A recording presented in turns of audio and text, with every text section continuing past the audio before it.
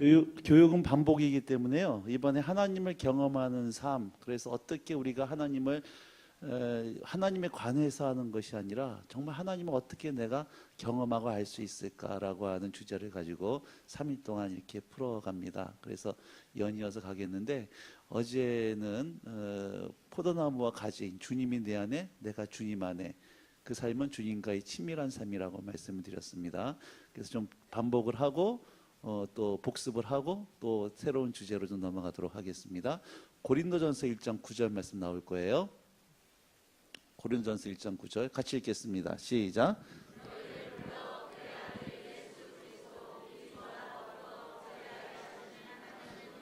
자, 너희에다가 자기 이름을 넣고 읽는 겁니다. 너희에다가 내 이름을 넣고 시작.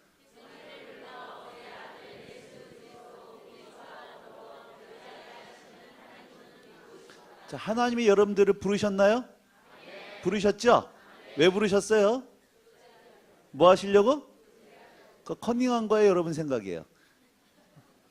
지금 컨닝하신 거죠? 컨닝한 거 말고 내 생각을 얘기해 봐야 돼요. 하나님 우리를 구원하셨죠? 왜 구원했어요? 가면 쓰고 얘기하지 마시고 평소에. 자, 우리를 왜 구원했을까? 여러분, 여름에 여러분 자녀들이요, 교회 수련회 갔다가 은혜를 엄청 받았어요. 수련회 때 은혜를 엄청 받고 여러분 앞에 와가지고 무릎 꿇고 얘기하는 거예요. 여러분 자녀들이, 아버지 어머니 이번 수련회 때 하나님이 저를 부르셨어요, 이렇게 말씀한다 그러면 여러분 어떻게 대답하실까? 그래, 하나님 널 불러니 이제 평생도록 주님과 교제해라, 이렇게 말씀할 분들이 많으실까? 아니면 너 그 길이 어떤 길인 줄 알고 눈물 없이 못 가는 게 피 없이 해버린 그 길이냐? 전자가 많을까요? 후자가 많을까요? 후자가 많겠죠. 그러면 하나님이 우리 불렀다는 얘기는 무슨 의미예요? 우리 뭐 하시려고? 우리 써먹으시려고. 그러니까 한국 사람에서 하나님이 불렀다는 얘기는 행복 끝 불행 시작이라는 거예요. 이게 우리가 가지고 있는 정서입니다. 여러분, 하나님 뭔가 부족하신 분이세요? 내가 좀 보태드려야 돼요? 나 없으면 일이 안 돼요? 사람 말이 말 같지가 않으세요? 물으면 대답 좀 해보세요. 나 없으면 일이 안 돼요? 아니죠? 저희 그 큰아들 녀석이요, 어렸을 때부터 이 컴퓨터를 너무 좋아했습니다. 그래서 제가 서재에서 컴퓨터만 만지면 늘 제 방에 들어와서 방해를 했어요. 4살 때쯤으로 기억이 되는데, 유치원, 그날도 제가 서재에서 뭔가를 하고 있었는데, 그래서 유치원 다녀오더니만 제가 서재에 있는 걸 알고 제 방으로 뛰어들어오더라고요. 그리고 제 무릎이 기어 올라옵니다. 순간 저 짜증이 확 났어요. 또 뭔가 방해가 되겠다 싶어서 아들한테 물었습니다. 아들아, 너 아빠 무릎에 왜 올라와? 물어보니까 이상하는 얘기가 내가 아빠 도와주려고 그러더라고요. 그럼 생각을 해보세요. 4살짜리가 저 설교 준비에 도움이 될까 안 될까? 안 되겠죠. 그럼 주제 파악 좀 해보자는 얘기예요. 여러분들이 부흥에 참석하고 은혜 받아서 주일 하겠더라고 결심도 해보는데, 정직하게 말해서 여러분들이 하나님께 도움이 될까요? 또 자존심 싸도 얘기는 안 해요. 전라도 광주 가지고 물어보니까 어떤 분이 그러더라고. 그래도 조금은 되겠죠, 뭐 이러던데. 자, 하나님 혼자 이런 게 편해요? 여러분 통해서 이런 게 편해요? 혼자 이런 게 편합니다. 여러분 통해서 이래봤자 여러분 범사에 삐치고 시험 들어요. 뭐 말을 못한다고. 그런데 그 하나님 우리를 부르신 이유, 뭐 하려고 부르셨다는 거예요? 일 시키고 써먹으려고 부르신 것이 아니라 우리랑 뭐 하자는 거예요? 교제하자는 거예요. 하나님이 여러분 돈 필요해서 우리를 부르신 분 아닙니다. 귀천을 시키려고 우리를 부르신 분이 아니라, 오늘 여기서 예배드린 여러분 한 분 한 분들이 하나님의 관심의 대상이고 하나님의 사랑의 대상이고 여러분 자체가 목적인 줄로 믿으시기 바랍니다. 우리 교제하자는 얘기예요. 우리 사랑하자는 얘기예요. 여러분, 남자하고 여자가 만나 함께 깊이 교제하다 보면 서로를 알아가요. 알아가다 보면 친해집니다. 사랑이 깊어져요. 그러다가 둘이 결혼해요. 제가 결혼 생활 이제 한 24년 되어지고 또 애들 셋 낳고 이러다 보니까, 죄송합니다, 저보다 연세 많은 씨 앞에서 이런 얘기 하는 게 이게 귀신 앞에서 머리 푸는 얘기인데요. 그래도 하여튼 그 정도 살다 보니까 어느 날 사역을 마치고 딱 집에 들어갔는데요, 아내가 저를 쳐다보지 않을 때가 있어요. 분위기가 싸합니다. 감이 딱 오죠. 오늘 뭔가 꼬이셨구나, 몸조심하자. 꼬리 내리고 슬슬 기기 시작합니다. 아내가 뭐 때문에 화났고 뭐 때문에 승진했는지 얘기하지 않아도 대충 아내 눈빛만 보고 뒷모습만 봐도 대충 감이 와야 하나요? 일단 온다고 해주셔야 돼. 오죠? 우리 부부는 안 오는데 그러면은요, 부엉이가 문제가 아니라 빨리 부부 치유학교 가셔야 돼.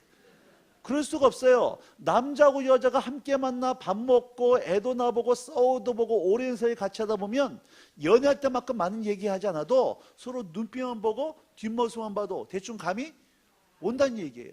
옛날에 그런 유명한 노래 있었잖아요. 눈빛만 봐도 알 수 있잖아. 그런 노래 있었다고. 그러면 하나님도 그렇게 하고 싶지 않으세요? 꼭 손 하나뿐이나 뽑아야 돼요? 산에 가서? 40일 굶으셔야지만 되나? 그 나쁘다는 얘기가 아니라 하나님 얼굴만 보고 하나님 눈빛만 봐도 하나님 뭘 좋아하고 뭘 싫어하는지 알 수 있다는 거예요. 근데 나는 모태신앙이고 30년 예수 믿고 교회 중직인데도 불구하고 도무지 하나님 아버지 마음이 뭔지 모르겠다. 이야기는 하니까 뭐가 없었다는 얘기예요? 교제가 없었다는 얘기예요. 그 어저께 뭐라 그랬어요? 종교생활이라 그랬습니다. 종교 행위는 하는데 살아계신 하나님과 인격적인 교제가 전혀 없는 종교 껍데기라 그랬어요.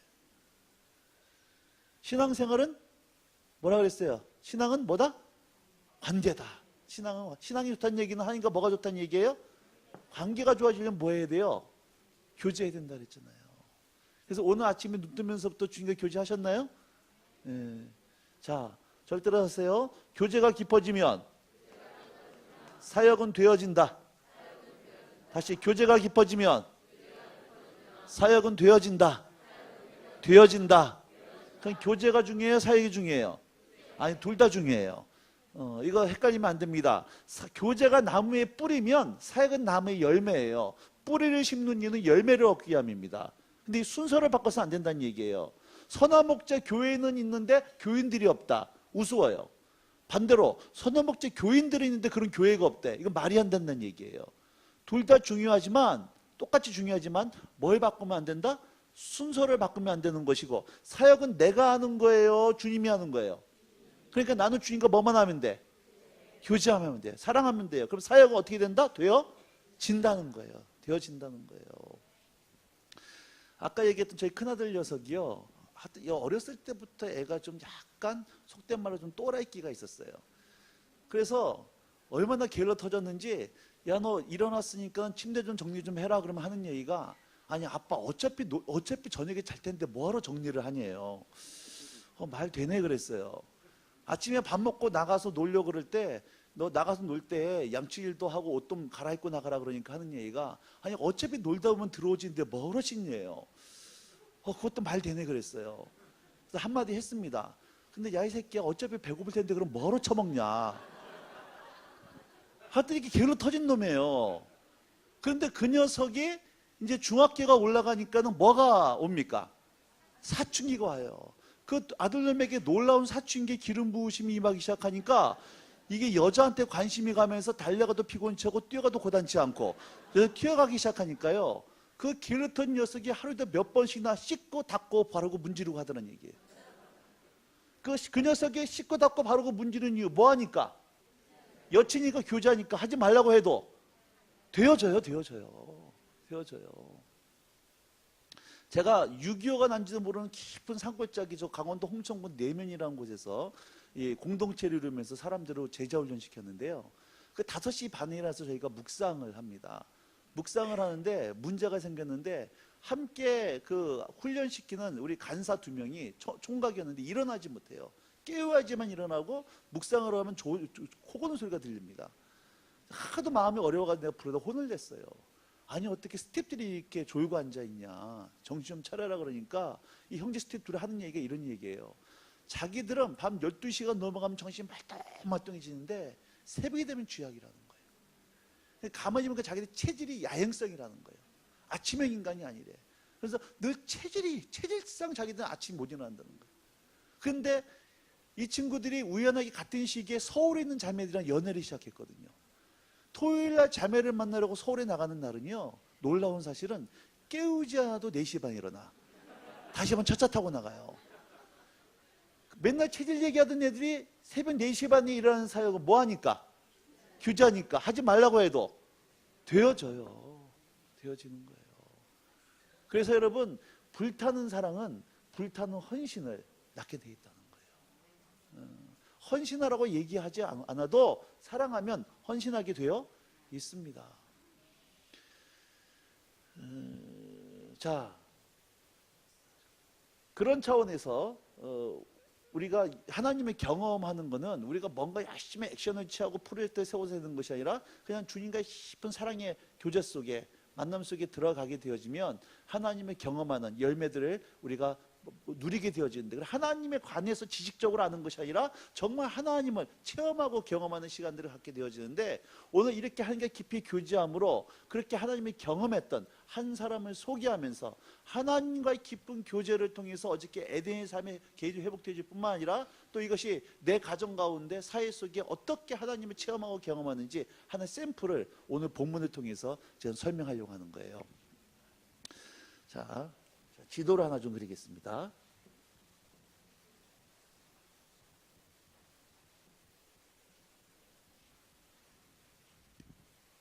이스라엘 지도를 그릴게요. 대충 이렇게 좀 이상하게 좀 그렸습니다. 오늘 본문에 보면 블레셋 군대하고 이스라엘 나라 두 나라 사이에 전쟁이 벌어집니다. 자, 블레셋 군대는 어디다 진을 쳤어요? 블레셋 군대. 여러분 성경하고 제 성경하고 틀린 모양이에요 지금. 블레셋 군대 어디죠? 아벡이죠? 자, 절 따라서 하세요. 성경은 폼으로 읽는 거 아니다. 자, 블레셋 군대 어디예요? 이스라엘 어디입니까? 에베네셀이에요. 자, 전쟁이 벌어지는데 첫 번째부터 누가 패합니까? 이스라엘 피해죠? 몇 명이 죽어요? 4,000명이 죽어요. 4,000명이 죽으니까 이스라엘 장로들이 모여서 우리가 전쟁에서 왜 패했는가, 패한 원인이 뭔가, 그 패한 패인을 분석하기 시작하는데, 자신들이 전쟁에 진 이유가 군대가 없는 것도 아니라 전략이 없는 것도 아니라 뭐가 없더라는 거예요? 언약궤가 없더라는 거예요. 아, 우리가 전쟁에서 진 이유가 언약궤가 없어서 전쟁이 졌다고 생각을 하고 그 당시 실로에 모셔져 있던 언약궤를 가지고 오는 겁니다. 자, 질문할게요. 대답하시기 바랍니다. 왜 이스라엘 장로들은 자신들이 전쟁에 진 이유가 다른 데 있는 것이 아니라 왜 언약궤가 없어서 전쟁에 졌다고 생각했을까? 반대로 왜 언약궤가 있으면 전쟁에서 이길 수 있을 거라고 생각했을까요? 언약궤가 가지고 있는 상징성이 뭡니까? 하나님의 임재예요. 늘 언약궤가 있는 곳마다 하나님 거기 임재하셨고, 그래서 여호수아가 요단강을 건너갈 때 뭐 앞장세웁니까? 언약궤. 이스라엘이 가나안 땅을 여리고 성을 돌 때 뭐 앞장세워요? 언약궤. 이스라엘이 가나안 땅을 점령할 때 그 언약궤를 앞장세웠고, 언약궤가 있는 곳 한 임재하심으로 말미암아 하나님께 늘 승리케 하셨다는 거예요. 그런데 그 하나님의 임재의 상징이었던 언약궤가 우리에게 없는 것을 발견하고, 아, 우리가 전쟁에 진 이유는 다른 것이 아니라 언약궤가 없어 전쟁이 있었다고 생각하고 언약궤를 가지고 오는 겁니다.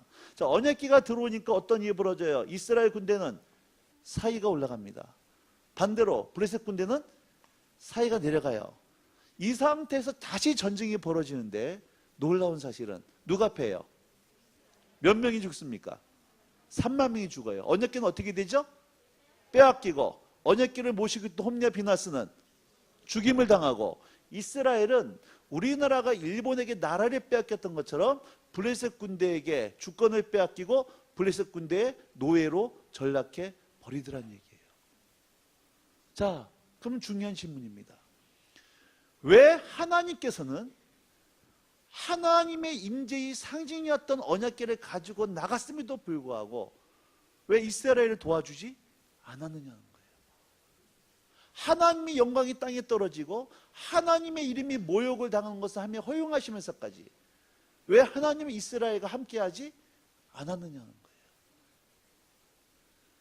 자, 여러분, 이 언약궤 하나님 임재의 상징이었던, 늘 이스라엘 진영 한가운데 언약 성막이 있었고 성막 지성소 가운데 언약궤가 있었습니다. 그 하나님 거기 늘 임재하셨어요. 그 이 언약궤가 현재 신약을 살아가는 우리에게서는 뭘 의미하는 걸까요?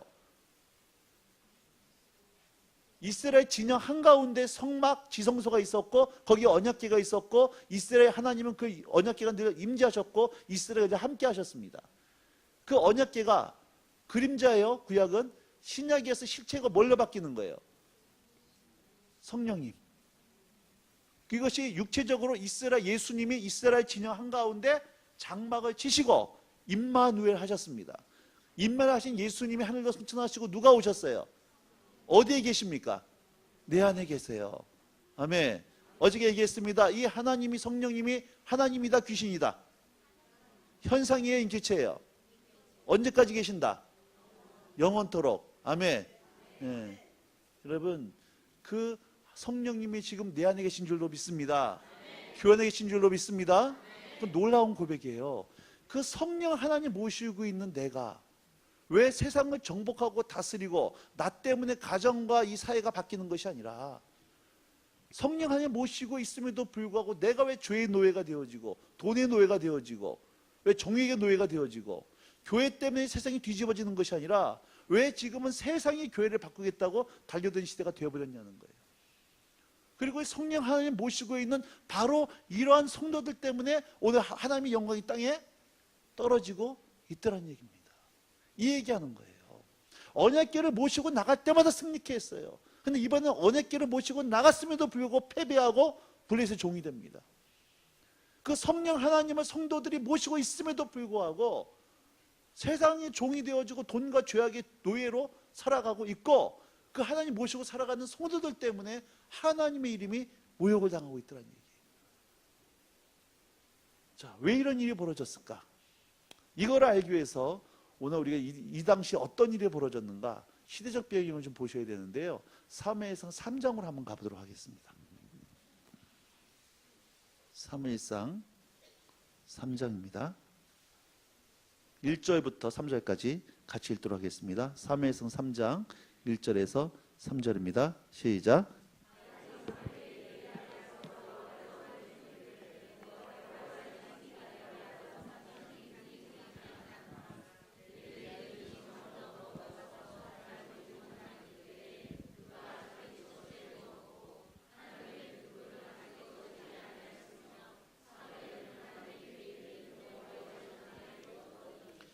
자, 여러분 이스라엘에 왕이 있기 전 누가 다스린 시대였어요? 사사죠. 자, 제가 여러분 세종지방에 우리 성도님들 성경 퀴즈 대회를 할 테니까 지금부터 4단계에 거쳐서 난이도가 올라갈 겁니다. 1단계부터 4단계까지 성경이 될 테니까 세종지방이 침례교인들이 명예를 걸고 여러분이 대답해 주시면 되겠어요. 목사님들은 죄입니다. 그리고 성도님은 대답해 보세요. 자, 1단계 너무 쉬운 질문합니다. 요한복음의 핵심 구절이 어디예요? 3장? 하나님이 세상을? 네, 뭐 그 정도는 기본이죠. 자, 2단계 넘어갑니다. 사도행전의 핵심 구절이 어디예요? 아니거든요. 내용을 얘기해도 괜찮아요? 1장 8절 오직 성령이 너에게 임하시면 1장 8절입니다. 좀 더 3단계입니다. 로마서의 핵심 구절이 어딜까? 이제 자기 소개론대로 얘기하기 시작하고 있습니다. 로마서 핵심 구절? 아니거든요. 1장. 잘못 찍었네. 내용을 얘기해 보세요. 오직 의인은 그렇죠. 로마서 1장 16절 10절입니다. 자, 퀴즈의 신 사사기 핵심 구절이 어딜까? 사사기 핵심 구절. 그때에 이스라엘에 누가 없으므로 왕이 없으므로 백성들이 어떻게 살았더라? 소견에 오른 대로 살았더라. 사사기 21장 25절입니다. 그때 이스라엘에 누가 없으므로 왕이 없으므로 백성들이 어떻게 살아가요? 소견에 오른 데 살아갔던 삶의 모습이 사사기의 기록이란 얘기예요. 여러분 잘 보셔야 됩니다. 이스라엘에 왕이 있었어요 없었어요? 왕이 있었어요 없었어요? 왕이? 자, 이스라엘 주변 국가 모압, 암몬, 에돔, 두로, 시돈, 블레셋 이 모든 나라도 왕이 있었습니까 없었습니까? 있었어요. 근데 이스라엘 왕이 있었어요 없었어요? 없었어요. 근데 정말 이스라엘 왕이 없었나요? 있었어요. 누가 왕이셨어요? 하나님이 왕이셨어요. 이스라엘은 다른 외부 이방 국가들은 인간의 왕이 있었지만 이스라엘은 인간의 왕이 없었습니다. 대신 누가 왕이셨어요? 하나님이 왕이셨고 난 너희 하나님이 되고 너는 내 백성이 되겠다고. 이스라엘은 하나님이 직접 통치하신 신정국가였다는 얘기예요. 그러면 이스라엘 왕은 하나님이셨는데 잘 보세요. 사사기 말씀에는 그때 이스라엘에 누가 없으므로?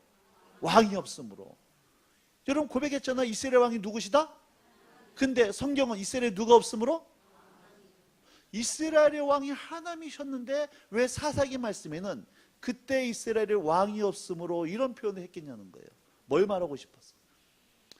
엄마들이요 애기들한테 얘기합니다. 너 하지마 하지마 하지마 그러는데 애가 말을 안 들어. 나중에 한마디 큰 소리를 합니다. 엄마가 네 마음대로 해 그래요. 애가 액면 그 말대로 그대로 믿고 지 마음대로 했다가는 그 다음에 무슨 일이 벌어져요? 즉 사망이에요. 그거는 하라는 얘기 하지 말란 얘기예요. 하지 말란 얘기입니다. 똑같은 얘기예요. 이스라엘의 왕은 하나님이신데 사사기 말씀에는 그때 이스라엘의 왕이 없으므로 이렇게 표현해주고 있다는 얘기예요. 뭘 말하고 싶었기에 이렇게 표현한 것일까? 이스라엘의 왕이 하나님이셨으면 누구 뜻대로 살아가야 돼요? 근데 하나님을 왕으로 인정하지 않으니까 누구 마음대로 살아가요? 자기 마음대로. 여러분 이게 사사시대라는 얘기예요.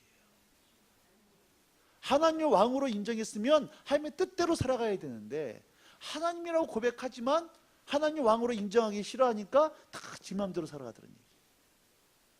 우리가 기도할 때 하나님 뭐라고 부릅니까? 하나님 아버지 불러요. 예수님은 뭐라고 불러요? 예수님 아저씨 안 부르잖아요. 기도할 때 뭐라고 불러요? 주여 그럽니다. 무슨 뜻이죠? 나의 주인이라는 뜻이에요. 같이 합시다. 주인님, 주인님. 그럼 예수님이 우리 사이의 주인 맞습니까? 우리 사이의 주인 맞죠? 그럼 여러분 돈 쓸 때도 주인 되고 계시죠? 아멘. 자녀 교육, 재테크, 부부관계, 신앙생활, 이 얘기하는 거예요. 예수님이 내 삶의 주님이라고 하면은 돈 쓰는 거 누구 뜻대로? 주님 뜻대로. 자녀교육 누구 뜻대로? 신앙생활 누구 뜻대로? 부부관계 누구 뜻대로? 말은 잘하는데 예수님을 주님으로 고백하지만 정말 내 삶의 주님으로 인정하고 싶은 마음이 없으니까, 인정하지 않으니까 다 어떻게 살아가는 거예요? 지 소견대로, 지 마음대로. 그러니까 지금이 무슨 시대란 얘기예요? 지금이 영적인 사사시대, 암흑시대란 얘기입니다. 지금이 사사시대는 얘기예요. 3장 1절 보세요.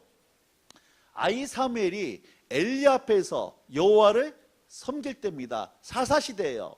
어떻게 살았어요? 백성들이 자기 소견대로 살아가는 그 시대에 어떤 일이 벌어지느냐? 말씀이 희귀하고 이상이 흔히 보이지 않았다고 그럽니다. 이 사무엘 사사시대에는 아직 성경이 기록되기 전이었기 때문에 하나님의 꿈이나 환상이나 지적적인 음성으로 말씀하던 시대였어요. 근데 그런 시대에 말씀이 희귀하고 이상이 흔히 보이지 않았다는 얘기는 하나님이 그 시대에 뭐 하셨다?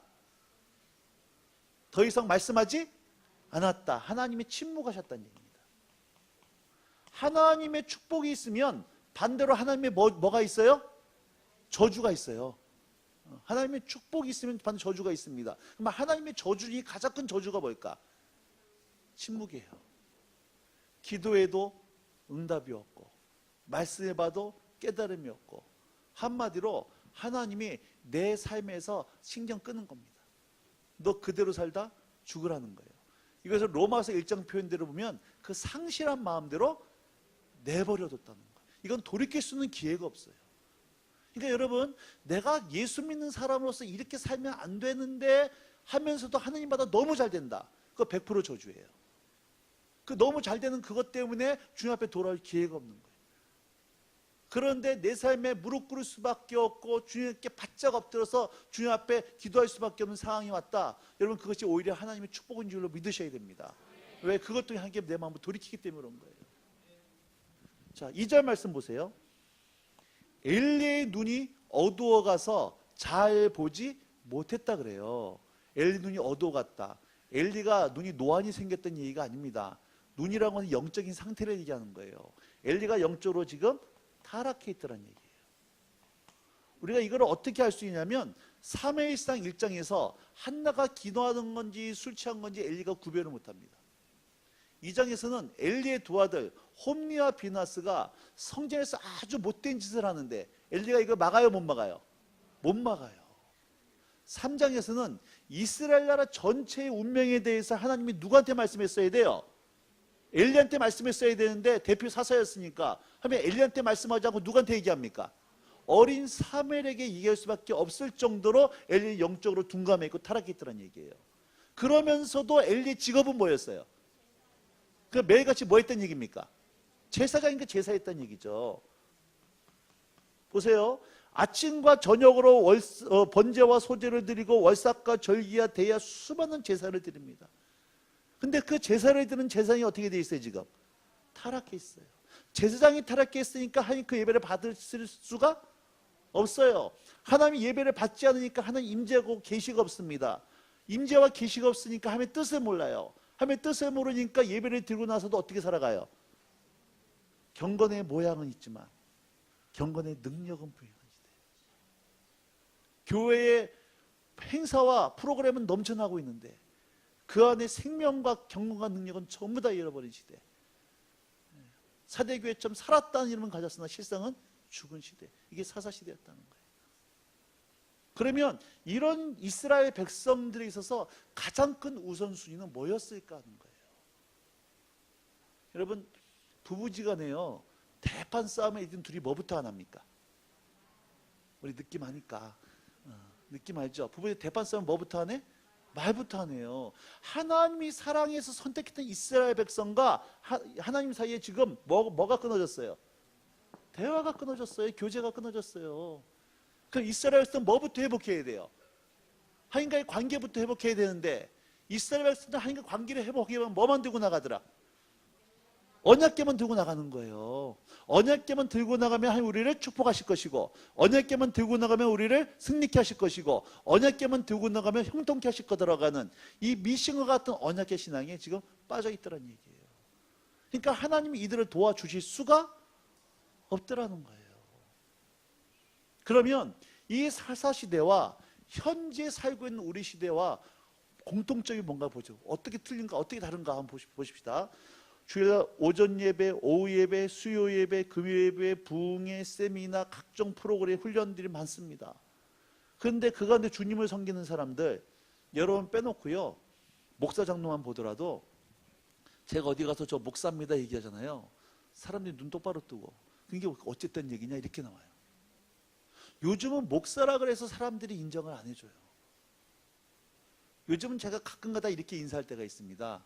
저 목사라서 죄송합니다. 이렇게 인사할 때가 있어요. 하도 사고치고 다니니까. 도대체 이 목회자들의 타락이 어디까지 타락할지 지금 감이 안 잡힙니다. 여러분 목사인 제가요 목사를 못 믿겠어요. 목사가 장로를 못 믿고 장로가 목사를 못 믿습니다. 여러분들은 지금 저를 이렇게 신뢰한 듯 눈초리로 이렇게 쳐다보고 계시는데 여러분 정직하게 말해서요 저 사람 진짜 목사다, 저 사람 진짜 장로다 이렇게 여러분 마음속에 정말 마음으로 인정하고 승복되어지는 그런 분들이 몇 분이나 계시냐는 거예요. 말하기도 부끄러워요. 목사 장로가 이 정도라 그러면 일반 성도들은 말할 것도 없다는 거예요. 신목 제가 교회 집회를 이렇게 다니다 보면 요즘 참 제가 놀라는 게 뭐냐면요 정말 주님 오실 날이 다가오면 다가올수록 이 한국 땅에 있는 성도들의 믿음이 너무너무 좋아요. 과거에 비해서 성도들의 믿음이 얼마나 좋은지 내가 너무 감동을 받아요. 너무 믿음이 좋아. 강대성에 서가지고 막 설교하려고 얼굴 보잖아요. 믿음이 충만합니다. 오늘 우리 교회 예배에는 절대로 하나님 임재하지 않는다. 확실한 믿음 가지고 예배드려요. 지난주에도 역사하지 않으셨던 하나님 이번 주에도 당연히 역사하지 않을 줄로 믿습니다. 이 믿음 가지고 예배드려요. 오늘 예배 가운데 하나님이 임재하시고 나를 만나주시고 거룩한 주의 음성을 들려줄 거라는 거룩한 기대감이 없다 보니까 적당히 늦게 옵니다. 10분만 지나면 기분 임재 가운데 들어가요. 또 안 보던 주 보는 사색 뒤져가지고 오타같이 다 찾아냅니다. 애들은 예배 시간, 청년들 예배 시간 중에 열심히 핸드폰 메시지 날려대고 있어요. 그렇게 예배를 드리니 어떻게 하나님을 만나고 주의 음성을 들을 수 있냐는 거예요.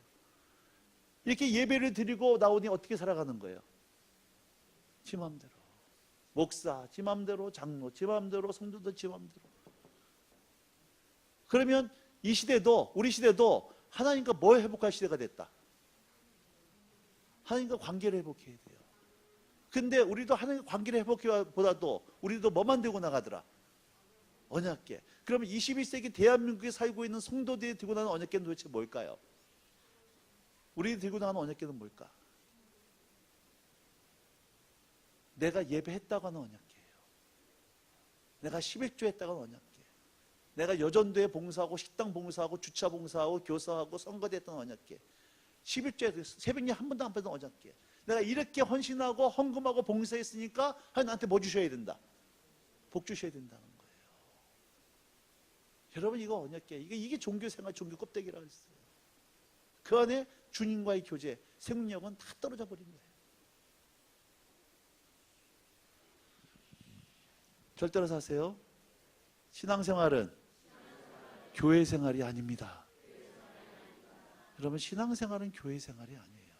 신앙생활은 하나님의 자녀들이 우리를 보내주신, 우리를 맡겨두신 세상 속에서 하나님의 자녀답게 살아가는 것이 신앙생활인 줄로 믿으시기 바랍니다. 근데 죄송하지만 목사님들이 전부 잘못 가르쳤어요. 어떻게? 교회 생활이 신앙생활이다. 네가 시댁과의 관계가 어떻든 부부관계가 어떻든 세상에서 어떤 모습을 살든 타치하지 않을 테니까 열심히 예배드리고 봉사하고 헌금하면 믿음 좋다고 직분 줘버린 거예요. 그러니까 여러분 듣기에도 민망한 개독교 소리 듣고 목사 소리 듣는 거 아닙니까? 역사 이래로 기독교가 이렇게 세상으로부터 과시를 당하고 이렇게 무시를 당한 때가 언제 있었냐는 거예요.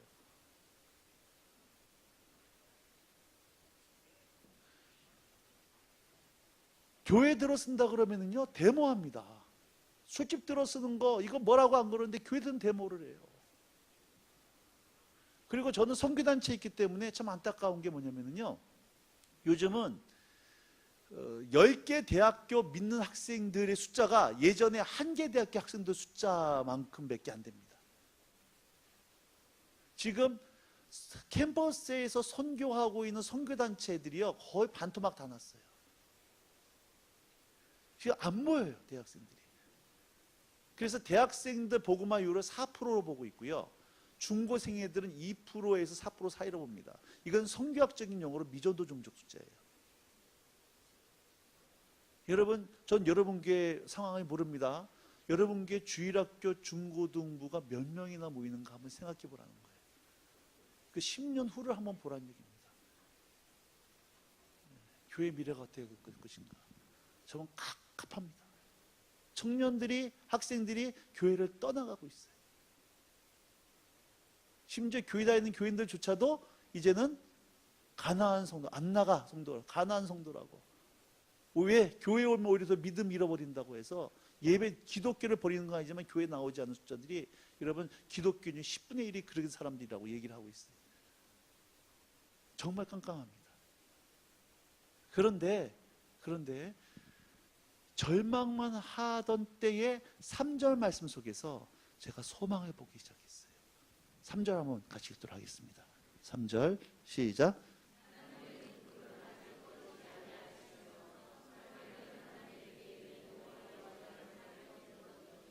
예, 하나님의 등불은 아직 꺼지지 않았다는 거예요. 그 암흑시대 때 하나님의 떠나 배교하던 그 캄캄한 사사시대에 꺼지지 않는 하나님의 등불이 있었다라고 하는 거예요. 저는 바로 오늘 여러분 한 분 한 분들이 여러분 섬기는 교회가 이 세종지방회가 이 어둠을 환하게 비춰주는 꺼지 않는 등불이 되어지길 주임으로 축복합니다. 그래서 제가 이 말씀 묵상하다가 너무 개인적으로 은혜를 받아서 저희 큰아들 녀석 이름은 사무엘로 줬어요. 너 사무엘처럼 되라. 그 마지막 시대에 하나님의 마지막 대안이었습니다. 그래서 지금부터 이 사무엘을 좀 잠깐 좀 살펴보겠는데요. 어떻게 살펴보냐면 TV 드라마로 좀 각색을 해드릴게요. 사무엘을 우리 자매님들이 많아서 TV 드라마 좋아하실 테니까 TV 드라마 학생할 테니까 지금부터 3일 얘기를 할 때 드라마를 한번 쭉 그려보세요. 옛날에 TV 드라마가 시작되는 겁니다. 뭐 이런 겁니다. 꺼지지 않는 등불 역사 대하 드라마, 꺼지지 않는 등불, 주연 송중기 뭐 이런 거예요. 자, 남자고 여자 둘이 서로 사랑을 했어요. 사랑을 하다가 둘이 결혼을 합니다. 결혼하면 둘 사이에 뭐가 생겨야 돼요? 애가 생기는데 애가 안 생겨요. 그래서 애를 만들려고 가진 노력을 하는데도 애가 안 생기니까 할 수 없이 남자 대를 이어야 됩니다. 누굴 드려요? 첩을 드려요. 근데 희한한 거는 본처는 애가 안 생기다가도 첩이 생기면 반드시 뭐가 생겨요? 애도 뭐가 나와? 이 굴에서 벗어난 구도가 없어요. 모든 TV 드라마는 그렇게 진행이 되기 시작을 합니다. 한나와 엘가나가 결혼을 했는데 한나가 애가 안 생겨요. 할 수 없이 남편 엘가나가 저 분인날을 드립니다. 근데 분인날은 들어오자마자 아들을 낳는 거예요. 자, 본처는 아기를 못 낳고 첩은 아기를 낳았어요. 그럼 첩이 본처 어떻게 해요? 무시하고 구박 괄시하죠. 그래서 본처와 첩 사이에 팽팽한 긴장감이 벌어지기 시작합니다. 그리고 본처는 맨날 뒷방구석 가서 서러운 대팔자고 앉아 있는 거예요. 이렇게 팽팽한 긴장이 벌어지는 시점 가운데 꼭 누가 해결사로 등장하냐면 저 계룡산에서 이시는 도따근 노사가 꼭 해결사로 등장을 해요. 그 애 낳는 비방을 전수해 주기 시작합니다. 공양미 상비석 바치든지 백일치성 드리면은 애 낳을 수 있다고. 한나가 성전 가가지고 서원기도 하는 거예요. 하나님, 아들 하나 주시면 목사로 바치겠습니다. 근데 희한한 거는요, 다른 때는 응답이 안 되다가도 이럴 때는 응답이 될까 안 돼가 또 이럴 때 응답이 돼요. 한나가 잉태가 딱 된 겁니다. 우리 아기를 낳아보신 자매님들, 엄마가 아기를 임신했을 때 엄마 감정이랑 아기 감정이랑 분리가 됩니까 안 됩니까? 안 돼요. 그래서 임신하면 뭐가 중요하다는 얘기예요? 태교. 엄마가 느끼는 감정 뱃속에는 그대로 느낍니다. 이 말은 사무엘은 정상적인 태교가 이루어지지를 않았다는 거예요. 남편에게 받았던 배신감, 첩에게 받았던 모든 서러움이 엄마 한나의 마음속에 뱃속에 있는 사무엘을 통해서 모든 부정적인 감정이 태내기부터 다 받아먹고 자라는 거예요. 그러니까 태교 자체가 벌써 이게 평범한 태교가 이루어지지 않았어요. 10개월 만에 사무엘이 딱 태어납니다. 태어나고 보니까 한 집에 여자가 몇 명이에요? 큰 마누라 있고 작은 마누라 있고 한 집에 2명. 여기는 그래도 세정 양반 가문들이니까는 한 남자를 두고 2 여자가 한 집에 사는 거 괜찮죠? 돼요 안 돼요? 좀 심했지 그거는. 그러면 자매님들 90%는 남편이 날 사랑하는데 10%는 딴 여자 좋아해요. 그 정도는 되죠. 9대 1이니까. 사실 만큼 사신 같은데 안 되신다네? 그럼 좋아요. 99%는 날 좋아하는데 1%는 딴 여자 좋아해요. 그 정도 되잖아요. 남자도 숨 좀 쉬어야 됩니다. 돼요 안 돼요? 좀 너무한 거 아니에요? 몇 프로 원하세요? 굉장히 센데? 제가요, 그 연애할 때 저희 아내가 저한테 와서 교회에서 만났거든요. 전도사하고 이게 청년으로. 근데 저희 아내가 저한테 와서 이런 고백을 하더라고요. 전사님, 저 고백할 게 있어요. 그러더라고요. 결혼 앞두고 나서. 그래서 무슨 고백인데요? 물어보니까 자기 얘기를 안 하려고 넘어가다가 도저히 얘기를 안 하고 넘어가면 자기 마음이 너무 꺼리끼고 같다는 거예요. 그래서 고백을 할 텐데 절대 자기 고백을 듣고 화내면 안 된대요. 그래서 걱정하지 마라. 내 마음 바다다. 바다가 왜 바다인 줄 아냐? 모든 걸 받아주기 때문에 바다다. 걱정하지 마 얘기하라 그랬어요. 그러니까 아내가 이런 고백을 하더라고요. 저를 만나기 전에 잠깐 만나려고 했던 새끼가 있었대요. 근데 그 얘기를 하는 순간에 제가 열이 받쳐서 대판 싸웠습니다. 나한테 그 말한 저희가 뭐냐 이러면서. 여러분 바다 같은 남자 마음도 소용이 없더라고 이게. 여러분 한 남자를 두고 2 여자가 한 집에 사는 집 무슨 가정이라 그래요 그걸? 그 콩가루 가정이라 그래요. 절대로 제대로 된 가정 아닙니다. 엮이는 가정이에요. 사무엘이 이런 가정 속에서 자라기 시작하는 거예요. 자, 한나가 소원 기도했어요. 아들 주시면 성전에 갖다 바친다고. 언제 갖다 바칩니까? 젖대자 맞아요. 몇 살까지 젖 먹이셨어요 애들? 2살에서 많으면 3살이죠. 자, 2살에서 3살이면 애들한테 누가 전부예요? 엄마가 전부예요. 그 나이에 엄마 안 보이면 애들 엄마 죽는 줄 압니다. 엄마 없으면 큰일 나요. 입장을 바꿔놓고 생각해 보세요. 젖대자마자 사무엘이 성전 갖다 바쳤는데 사무엘이 눈 떠보니까 엄마는 강고도 없고 성전이야. 그러니까 사무엘은 어렸을 때 볼 때 애가 틀려가지고 눈 뜨자마자 할렐루야 두 손 들고 막 이렇게 있냐는 거예요. 아닙니다. 엄마는 서에서 갖다 바쳤지만 사무엘은 왜 자기가 엄마랑 떨어져 있어야 될지 이해할 수 있는 나이가 아니에요. 지금은 아동 학대예요. 이거는 유기당하는 겁니다. 엄마한테 버림당하는 거예요. 어렸을 때 아주 준비가 안 된 상태에서 엄마한테 좀 떨어지는, 버림받으면 경험하는 겁니다. 그나마 사무엘이 자란 환경이 아주 사랑과 믿음의 환경이면 얘기가 틀려요. 누구 밑에 자라죠? 엘리의 두 아들 홈리와 얘네들이 이 성경에 나오는 조직폭력배 이게 원조입니다. 이게 조폭의 창세기예요. 성금 봉헌도 되겠는데 헌금도 뒤져가요. 지금처럼 얘기하면 교회에서 수정두는 여인을 성추행하고 성폭행합니다. 이렇게 아주 불우한 환경 속에서 사무엘이 시대적으로 이렇게 깜깜하고 괜히 이렇게 불우한 환경 속에서 사무엘이 유치부를 지내고 초등부, 중등부, 고등부를 지내요. 어떤 청소년 됐을까? 어떤 청소년? 깍두기 형님 되는 거예요. 머리 깍두기 머리고 온몸에서 막 용이 승천을 해요. 호랑이가 나오든지 팔뚝에 착하게 살자 1, 10 막 써있고. 이게 교육학적으로 교육환경적으로요, 사무엘은 절대로 제대로 내가 나올 수 있는 환경이 아니었어요. 우리 식으로 얘기하면 문제 청소년 소년 들락달락하고 나중에 이거 사회의 문제거리가 될 수밖에 없는 아주 그런 환경이었다는 거예요. 근데 놀라운 사실은 여러분, 이 사무엘을 통해서 한 나라가 바뀝니다. 사회가 변화되어지는 거예요. 사무엘 통일의 어떤 놀라운 부흥의 역사가 사무엘상 7장에 기록되어 있어요. 7장으로 한번 가보도록 하시겠습니다.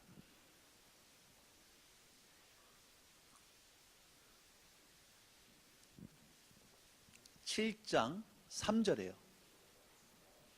사무엘 통해서 일어났던 놀라운 부흥의 역사. 7장 3절. 자, 시작.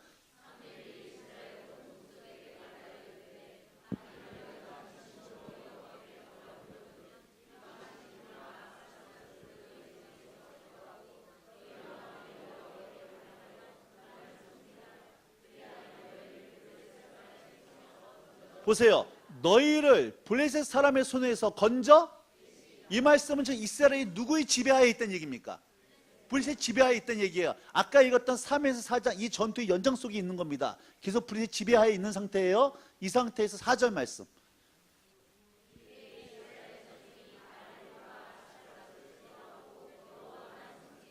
여호와만.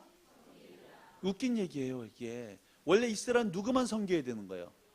여호와만 섬겨야 되는데 이스라엘이 지금 여호와도 섬기고 바알도 섬기고, 주님만이 나의 힘, 나의 방패, 나의 참 소망. 주님만 나의 힘이어야 되는데 주님도 나의 힘이고 돈도 나의 힘이에요. 주님만 내 기쁨이 아니라 주님도 내 기쁨이고 세상도 내 기쁨이고, 이렇게 마음이 나눠져 있는 거예요. 이렇게 나눠져 있는 마음을, 자, 절대로 사세요. 미스바. 사무엘이 온 이스라엘 백성들을 미스바로 불러 모읍니다.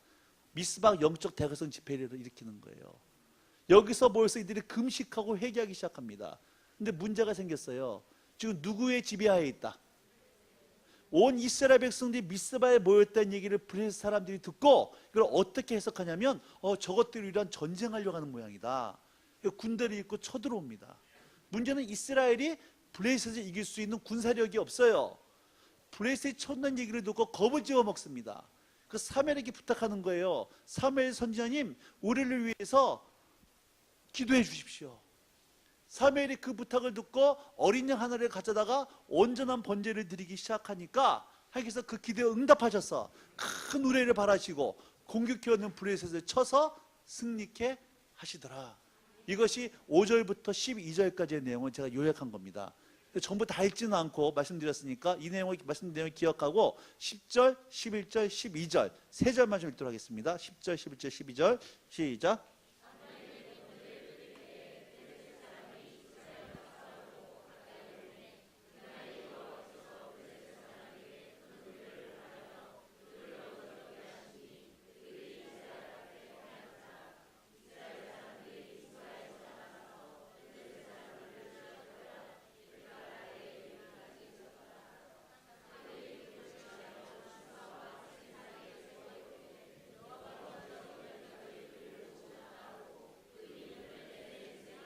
자, 이스라엘이 하나님의 도우심으로 최종적으로 승리했던 장소가 어디예요?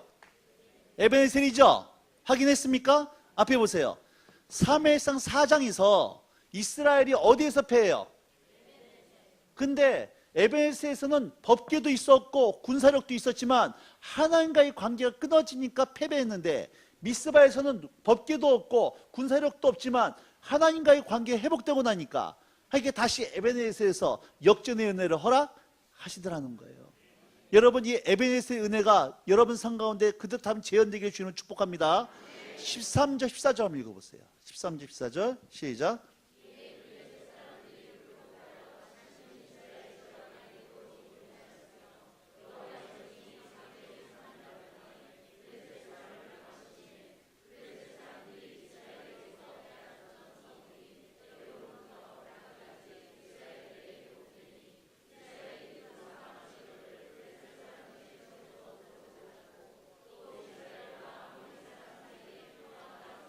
기가 막힌 말씀이에요. 3일이 산 날 동안에 원수들이 쳐들어오지 못했고 원수에게 빼앗겼던 성읍들이 회복되어졌고 그 땅에 하나님의 평화가 임하더란 얘기예요. 오늘 여기 앉은 여러분 한 분 한 분 때문에 여러분들이 가는 곳마다 흑암의 권세가 쳐들어오지 못하고 원수에게 빼앗겼던 우리 부부관계, 자녀, 건강, 재정, 직장, 기도의 자리, 예배의 자리, 주일학교, 청소년들, 여러분 중고등부 회복된 역사가 나타나기 시작을 하고 하나님 평화 임하기 주임으로 축복합니다. 여러분, 이게 3일 한 사람 때 일어났던 사건이에요. 날씨가 추우면 온도계 눈금이 내려가요. 더우면 온도계 눈금이 올라갑니다. 온도계는 절대 혼자 움직이지 않아요. 주변에 영향을 받게 돼 있어요.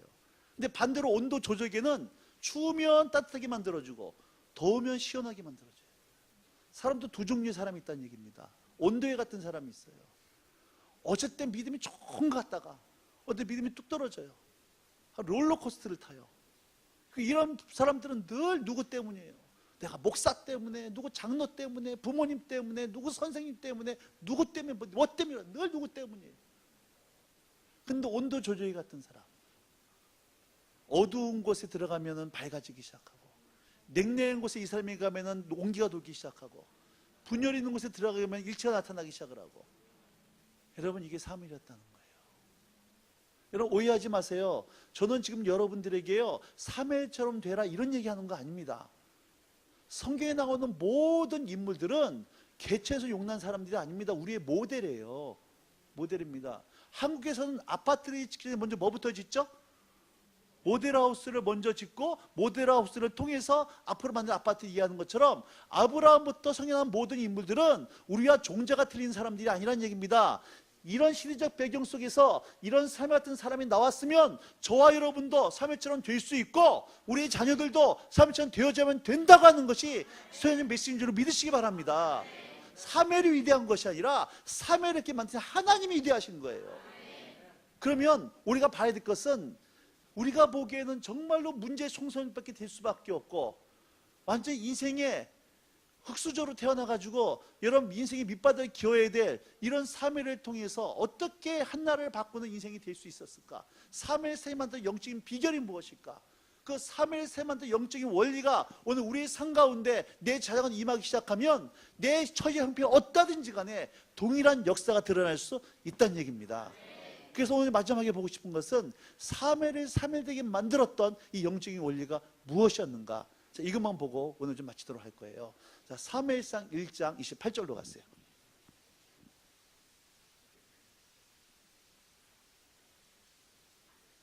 사무엘상 1장 28절입니다. 1장 28절. 자, 시작.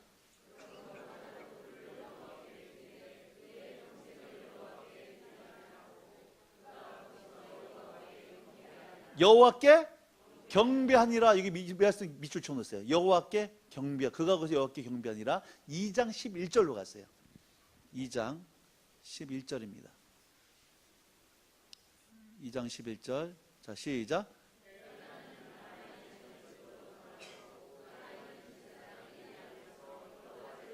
여호와를 섬기니라. 밑줄 치세요. 18절입니다.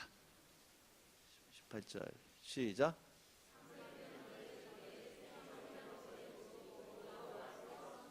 여호와 앞에서 섬겼더라 비추치세요. 21절.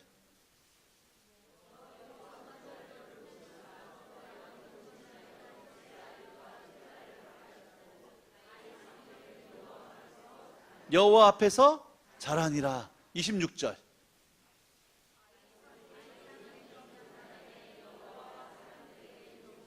여호와와 사람들이 은총을 더욱. 자, 여러분, 사무엘이 자라는 동안에 사무엘이 떠나지 않고 사무엘과 함께 계셨던 분 계셨죠? 누구세요? 여호와 하나님이에요. 그 음란했던 시대, 그 캄캄했던 시대에 사무엘이 하나님을 떠나지 않고 하나님과 함께 머무므로 말미암아 하나님의 은혜가 사무엘을 덮기 시작했고, 그 사무엘은 그 시대에 영향을 받는 자가 아니라 영향을 끼치는 자가 될 수 있었다라고 하는 거예요. 근데 여러분, 좀 반대로 볼게요. 그럼 반대로 2장 12절로 가보세요. 반대로 좀 보겠습니다. 12절입니다. 자, 시작.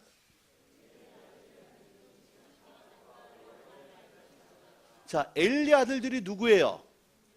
홈리와 비나스죠. 이 사람의 직업이 뭐였습니까? 제사장입니다. 자, 아버지가 제사장이기 때문에 그도 제사장이에요. 자, 여러분, 제사장이 행실이 나빠 누구를 몰랐대요? 제사장이 하나님을 몰랐대요. 다른 말로 목사, 장로, 권사가 하나님을 몰랐다는 얘기예요. 이게 말이 돼요, 안 돼요?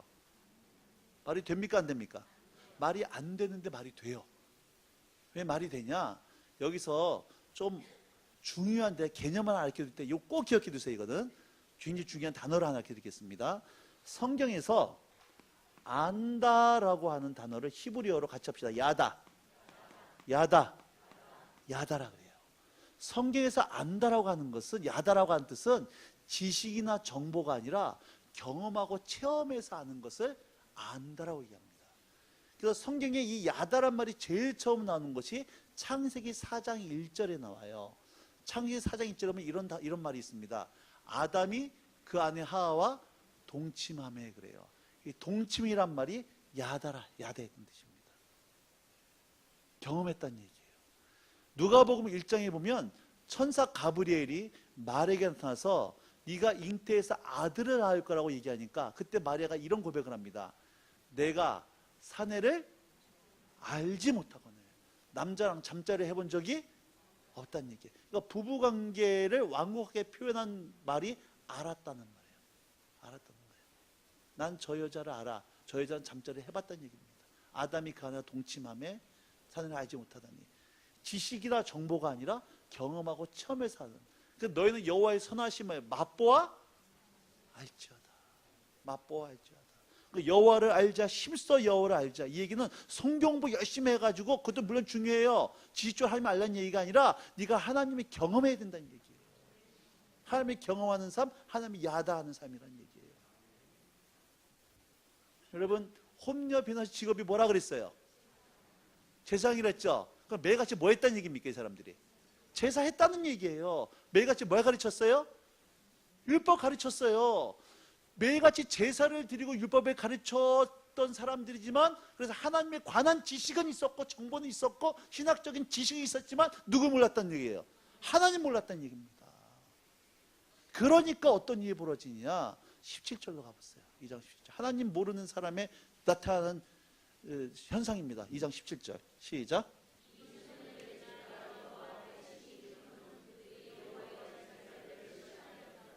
홈리와 비나스 죄가 심히 크면 제사장들이 여호와의 제사를 뭐 했어요? 제사장이 제사를 멸시했대요. 목사가 예배를 우습게 알았던 얘기예요. 여러분, 제가 교회 집회 가가지고요 5분만 다 예배 있는데 보면 교회 상태가 딱 나옵니다. 본인들만 모를 뿐이에요. 정말로 하나님이 누군지를 아는 사람들은요 예배 시간 늦지 마라, 핸드폰 꺼놔라, 앞자리에 앉아라 이런 얘기 안 해요. 정말 하나님이 누군지를 알면. 하나님이 누군지 모르니까 늦지 마라 그러고 핸드폰 꺼놓으라 그러고 핸드폰 떠들지 말라 이런 얘기하고 앉아있는 거예요. 오늘 여러분 자녀 어떻게 예배드리고 있습니까?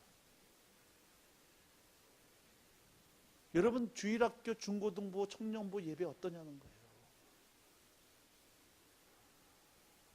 한번 예배 한번 가보세요. 요즘 청소년들 예배. 이게 정말 하나님 아는 사람들의 예배의 모습인가? 심각합니다. 여러분, 우리 가정 예배 어떠냐는 거예요. 여러분 교회 드리는 주일 본 예배 어떠냐는 거예요. 정말 하나님이 아는 사람이 모인 그 예배인가? 하나님 주님이 찾는 바로 그 예배인가? 참 기가 막힌 찬양이 있어요. 주를 위한 이곳에 예배하는 자들 중에 주가 찾는 이 없어 주님께서 슬퍼하시네. 이 찬양 가사가 이게 주를 예배하는 이곳에 예배하는 자들 중에 정작 주님을 찾는 그 사람이 없어서 주님이 슬퍼하신다는 거예요. 수많은 한국 예배가 드려져 가고 있는데 주님이 찾는 바로 그 예배가 없어서 주님이 슬퍼하신다는 거예요. 왜 그렇습니까? 주님 모르니까. 종교 행위는 하는데 언약궤는 들고 나가는데. 여러분, 그러니까 예배를 드리고 30년 예수 믿어도 주님을 경험을 못하는 거예요.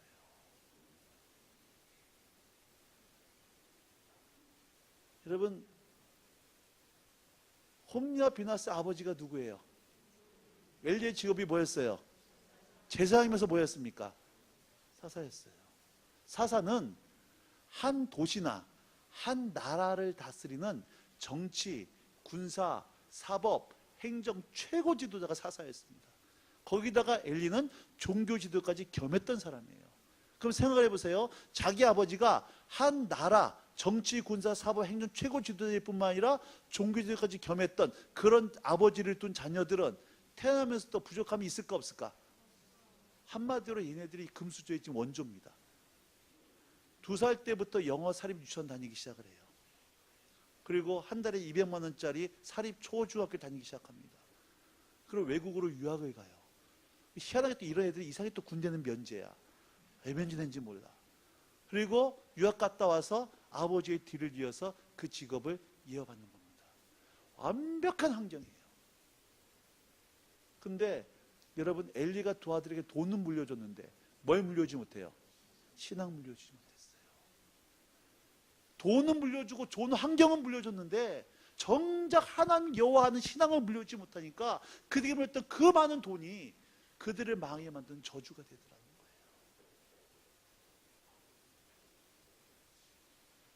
여러분, 저도 자녀를 키우는 입장에서 할 수만 있으면 내 자녀에게 이왕이면 좋은 거, 많은 거 물려주고 싶은 거 부모의 인지상정입니다. 못해줘서 미안해요.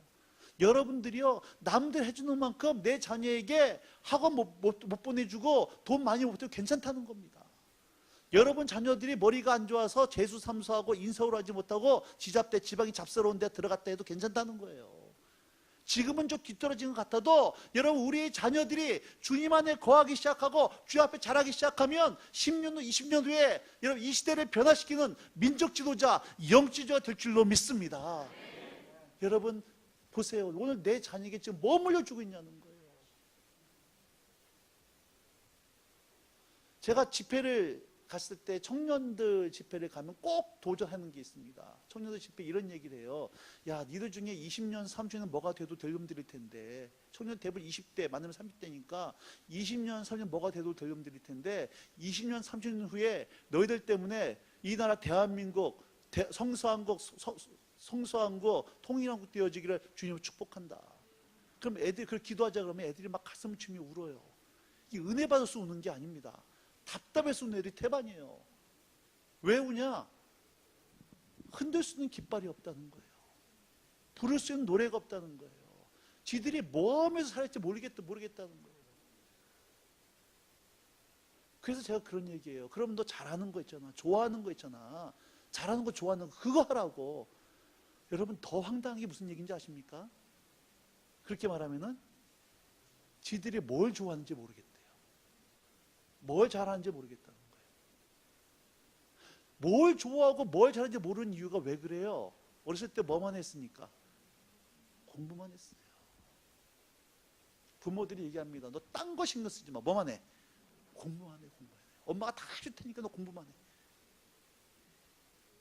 공부 끝나고 나서 사회에 나와서요, 문제만 풀다 보니까 어떻게 사람들과 어울려 살아야 되고 어떻게 어른들을 접대해야 되고, 또 하나 심각한 문제는요, 공감 지수라고 떨어졌어요. 공감 능력이 사라져 버렸습니다. 옆에 사람이 죽어가는데 같이 아파할 줄을 몰라요.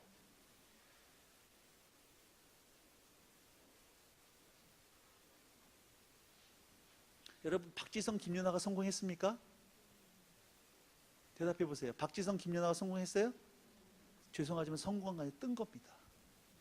인천국제 비행기에 비행기가 떴어요. 뭐가 성공이에요? 목적지에 착륙해야 성공이에요. 뜨기는 멋있게 뜨는데 착륙은 못한다. 그런 비행기 타고 싶은 사람 아무도 없을 거예요. 20대 나이에 사법고시 패스하고 행정고시 패스하고 외무고시 패스하고 벤처 창립해서 돈 엄청 벌었습니다. 우리는 뭐 했다 그래요? 그런 애들 보고. 야, 젊은 나이에 성공했다. 성공한 거 아니에요. 좀 뜬 거예요. 인생이 후반전이 아니면 착륙을 해야 되는데 착륙하지 못하고 추락하는 인생도 한두 명 아니지 않습니까? 우리 뉴스에서 보잖아요. 그런 사람 추락할 때 혼자만 추락하는 것이 아니라 정말 사회에 큰 피해를 주면서 추락하고 있지 않습니까?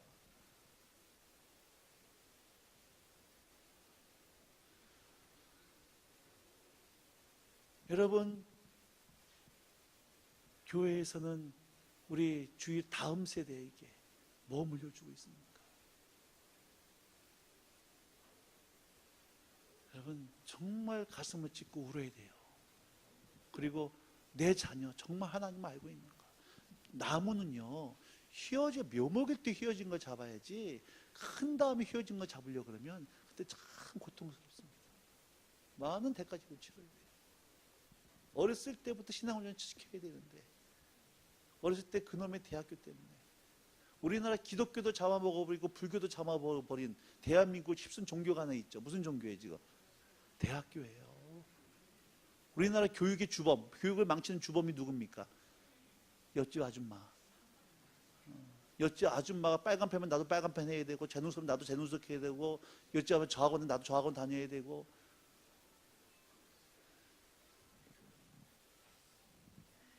여러분, 하나만 더 보고 마치도록 하겠습니다. 3장 19절 20절 보고 마칠게요.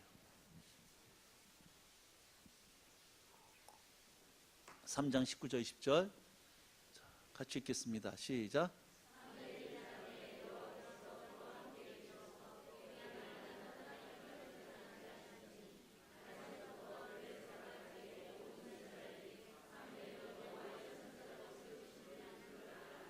예, 똑같은 얘기예요. 여호와께서 사무엘과 함께 하셔서 사무엘의 말이 하나도 땅에 떨어지지 않았다. 그 말이 다 응답되어졌다는 얘기예요. 그 말이 영적인 권위가 있었다는 얘기입니다. 저는 오늘 여러분의 입술 가운데서 이 권위가 회복되기를 축복합니다. 단에서부터 부에세바까지, 우리나라 시로 얘기하면 백두에서 한라까지 이 뜻이에요. 최북단 단, 최남단 부에세바. 온 이스라엘은 사무엘이 여호와의 선자로 세우심을 입은 줄 알았더라. 나 무슨 대학 나왔어, 무슨 학위 받았어, 이런 얘기 하지 않아도 사무엘 하는 말을 들어보니까 사람들이 아는 거예요. 사무엘을 하나님이 세우신 사람이구나. 여러분이 주님 앞에 깊이 머물러 있으면은 자녀들이 여러분 하는 말을 들으면서 우리 아버지, 우리 어머니 입에는 영적인 권위가 있다는 걸 보기 시작하는 겁니다. 사람들이 말하지 않아도 저 자매님, 저 형제님 속에는 뭔가 틀린 영적인 권위가 있다는 거예요. 여러분, 그 은혜가 회복되길 축복합니다. 자, 이 얘기 나온 김에 하나만 더 보고 마치도록 할게요. 죄송합니다. 8장으로 한번 가보세요. 사무엘 얘기 나온 김에 하나만 더 볼게요. 사무엘상 제가 묵상을 하다가 굉장히 풀어지지 않던 부분이 딱 풀어졌던 부분 중에 하나예요. 8장 1절에서 1절 2절 한번 보도록 할까요? 시작.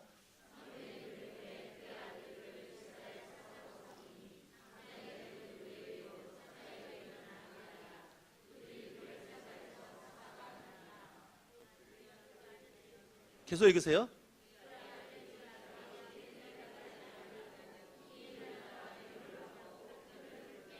자, 보세요. 여러분, 사무엘에 이제 늙어서 죽을 때가 돼서 사무엘 두 아들이 사사를 이어받는데요. 문제는 이 두 사람이 불량자예요. 또 사사라고 하는 것은 재판관입니다. 요즘 사법농단 때문에 굉장히 시끄러운데요. 재판관의 최고의 덕목은 뭐예요? 공정해야 될 거 아니에요. 근데 이 사무엘 두 아들이 돈을 받고 판결을 굳게 하는 거, 한마디로 무전, 유죄, 유전, 무죄시켜버리더란 얘기예요. 근데 이렇게 살아갔던 삶의 모습은 누구의 모습이었습니까? 원래 엘리의 도와도 홈리와 비나스의 모습이에요. 엘리 같은 타락한 지도자 밑에서 홈리와 비나스 같은 애들이 태어나면 이해가 되겠죠. 부전자전이니까.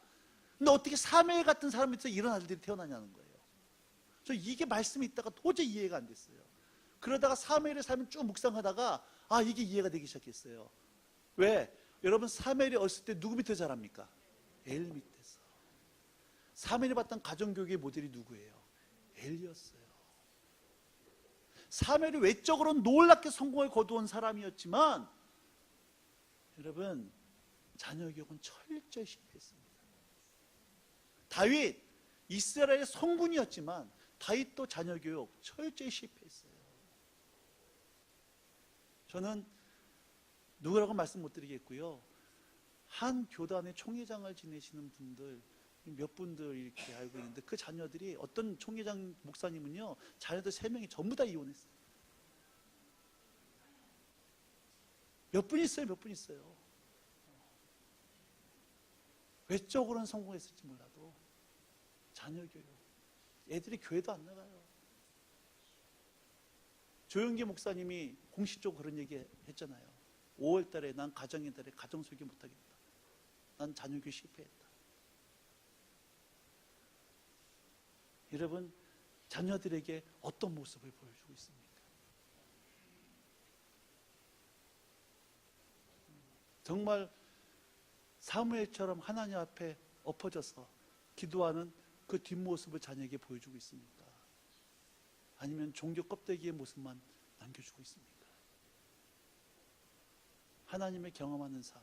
사무엘이 우리가 보기엔 절망할 수밖에 없는 삶이었지만 하나님을 떠나지 않고 하나님께 머물고 있음으로 말미암아 그는 하나님에 관한 지식이 아니라 정말 하나님을 경험함으로 그가 가는 곳마다 놀라운 변화 역사, 에덴의 삶의 회복이 일어났다는 거예요. 저는 이 삶이, 사무엘의 삶이 오늘 여러분 자녀, 여러분의 가정, 여러분의 교회에서 다시 한번 재현되어지고 다시 한번 여러분 간증이 되어진 역사 있기를 주님으로 축복합니다. 같이 좀 찬양하십시다.